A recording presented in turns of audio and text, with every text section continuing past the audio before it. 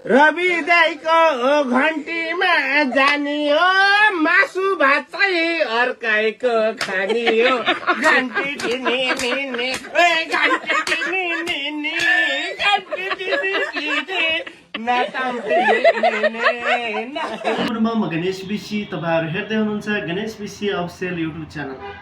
यति बेला म यस्तो विषय लिएर आएको छु जो नेपालमा फागुन 21 गते चुनाव हुन गइरहेको चुनावमा भोट दिने जनता सबै कांग्रेस र एमालेका हातमा छन्।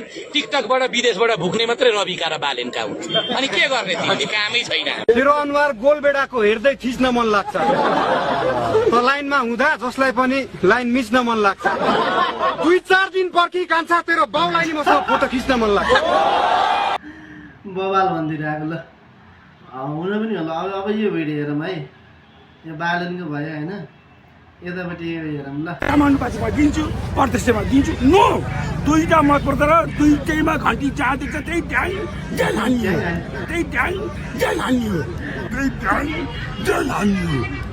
आफ्नै छोरो एमालेमा उठ्ने नि छोरो एमालेमा उठे मैले नदिने छोरो एमालेमा उठे मैले नदिने म त एमालेको पलकाट भरिनेको तिलकमा तपाईको पार्टीको मान्छेले हैन यत्रो वर्षसम्म चलाउँदा पनि पुरानो दल कुनै हुनु तर देशलाई आजसम्म केही गरेको छैन के देशमा पटक्कै केही छैन। विश्वको नम्बर 1 गरिबमा हाम्रो देश नेपाल पनि पर्छ है।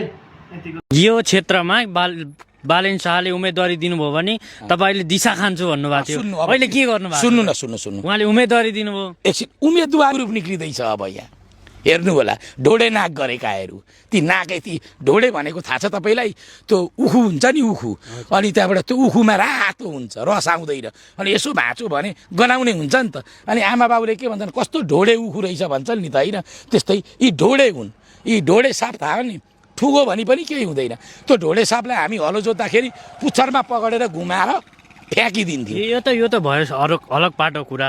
केही समय अगाडि तपाईँले हामीसँगै भन्नुभएको थियो किशोरजीको हामीसँगै भनौँ न तपाईँहरूसँगै भन्नु यो क्षेत्रमा बालेन शाहले उम्मेदवारी दिनुभयो भने तपाईले दिशा खान्छु भन्नुभएको थियो। अहिले के गर्नु भएको? सुन्नु उहाँले उम्मेदवारी दिनुभयो। एकछिन उम्मेदवारी त तपाईँको त्यो जर्मन कि नागरिकले पनि लेखिछ। त्यो बाटामा पसलहरूलाई लात्ताले हान्दै हिँड्ने पुलिसको कठालो पकडेर पुलिस मलाई के गर्छस् भन्ने त्यो त उम्मेदवार भएकी छे। माइती घर मण्डलाका ट्यापे गजडी त उम्मेदवार भएका छन्। उम्मेदवारी दियो भने नै खान्छु भन्नुभएको त्यो भनेको थिएन मैले।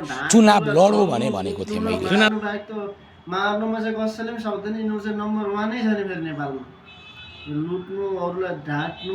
केपी बाले त अस्ति त्यो शेरबहादुरको घरमा जलेको पैसालाई त एआईको पैसा भन्दै थियो। कस्तो त्यस्तो प्रधानमन्त्री त्यस्तो प्रधानमन्त्रीले चाहिँ हाम्रो देशले चलाएको अनि पछि हाम्रो देश कहाँ कहिले कसरी बन्छ के हो कि सबैले आफ्नो पार्टीको बचाउ गर्ने हो। म नेपाली काङ्ग्रेसको क्रियाशील सदस्य हो।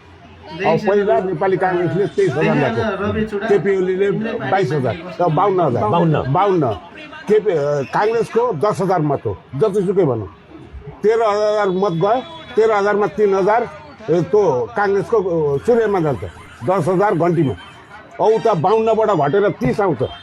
30 मा फेरि उनीहरूले पनि के अरे रुखलाई हाल्छ।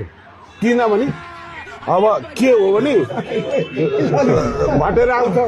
यो बालेनलाई जिताउनु भन्दा त बरु यो काङ्ग्रेसले नै जितोस् भनेर सुलेले पनि हाल्छ उता रुखमा हाल्छ। 5,000 मत जान्छ गर्दा जोडेर जानु कसले जित्छ भने बालेनले यहाँ 100% जित्यो। म नेपाली काङ्ग्रेस हो तर म यसपालि सूर्यमा हाल्दैछु। किन भन्नु म सूर्य हराउने पक्षमा केपीले हाल्नुपर्छ अनि तर होइन भोट हाल्छु लस बताइदिन्छु म कस्तो अनि मैले जहाँ मत हालो त्यो हारेको छ केपीले हाल्ने लस बताएर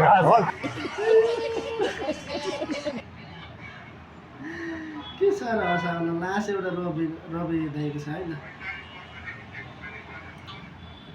पुरानै पार्टीका मान्छे पनि अहिले राम्रो मान्छे छ नि के पुरानो पार्टीमा पनि। मैले एमाले काङ्ग्रेसलाई त्यो भन्नु खोजेँ त्यसभित्रको व्यक्तिले चाहिँ भन्नु खोजेँ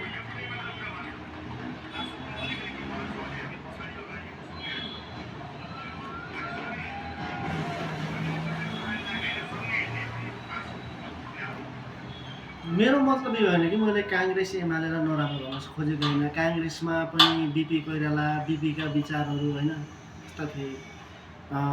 एमालेमा मदन भण्डारीका तिनी विचार, मदन भण्डारीका तिनी विवेकहरू, विधानहरू है खोइ त्यो अहिलेकाले छ, अहिलेकाले छैन। छन त अझै पनि छन् होला, तर जसले चलाउने त्यो चाहिँ एकदम फटा छ क्या। अनि त्यस कारण तपाईँको पार्टीमा पनि राम्रा व्यक्तिहरू हुनुहुन्छ, तर अहिले तिनी राम्रा व्यक्तिले घन्टीमै भोट हाल्छन् जस्तो लाग्छ। स्वतन्त्रमा घन्टी अथवा चाहिँ माटो होइन स्वतन्त्रमा चाहिँ हाल्छन् जस्तो लाग्छ। अहिले पुरानो पार्टी चाहिँ सकिन्छ, किन भनेपछि नाम त हेरौँला, किनकि यतिमै ठिकै छ कि एमाले काङ्ग्रेस भन्ने चाहिँ नाम चाहिँ मदन भण्डारीको बिपी कोइरालाको गिरिजा प्रसाद कोइरालाको पार्टीहरू थिए भन्ने कुनै जिनिसले गर्दाखेरि पछिकाले भ्रष्टाचार गरेर तिनीहरू लखटेको पहिला राम्रै थियो भन्ने खालको चाहिँ हुन्छ। त्यस कारण पनि तपाईँहरू पनि